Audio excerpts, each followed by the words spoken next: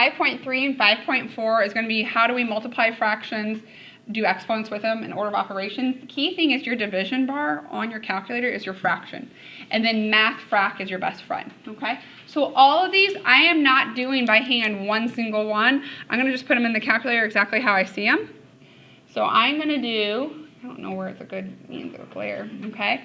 Parentheses 6 divided by 7, parentheses times, parentheses 2 divided by 5, like that. Just throw it in your calculator like you see it. Hit math fraction and it'll automatically give you a reduced fraction there. So that's just 12/35. So if you remember, how you multiply fractions actually is straight across the top, straight across the bottom. So if you look at 6 times 2, that's 12. 7 times 5 is 35. But what happens if you get ones that reduce, that gets a little bit complicated. Okay? So we're just going to do 1/10, so 1 divided by 10 times 5 divided by 7. But before I hit enter, I'm going to hit math frac. And you get 1/14. So that one ends up being 5/70, but your calculator automatically simplifies it to you for at 1/14. The next one's a very large one where there's a lot that could cancel. So we'll just do 7 divided by 10 times 30 divided by 110. Hit math frac. Before or after you hit the enter, it doesn't really matter. And you get 21/110. So what we'll learn later this week is one of the rules of finding probability is multiplying one fraction after the other. So we can just have our calculator do it. The next one, no different when you have 3 in a row. So we'll do 5/7 times 3/5 times 1/3. And again, it's multiplying straight across the top, straight across the bottom, and then reducing it. Do you guys get 1/7 there? Is that okay?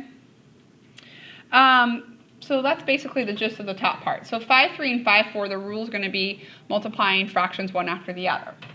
Then what we're going to have to do is you're going to notice that since the probabilities stay the same, like 1/3 or 1/2, one after the other, we can actually just use the exponents. So 3 to the 5th, I don't know why that's on there because it's not really a fraction, but you just do 3 and then your caret button's right here above your division bar, and you just do 3 to the 5th, 243.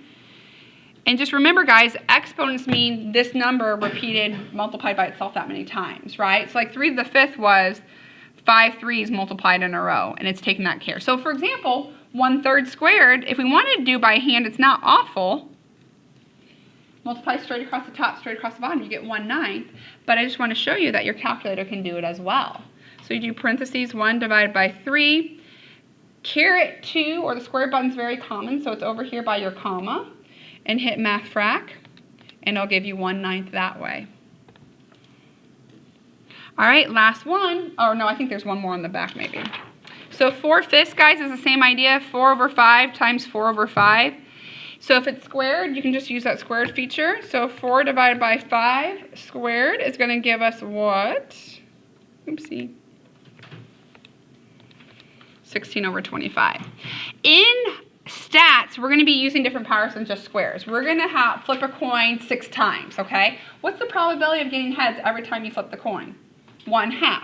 So this is a good example of where we had 1/2, but how many times are we going to flip it? 6 times. That exponent will be 6, okay? And that's where we'll see that.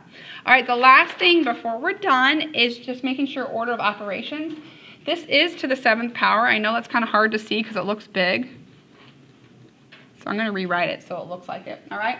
And the key thing is order of operations. You want to do the inside first before you raise it to the 7th power.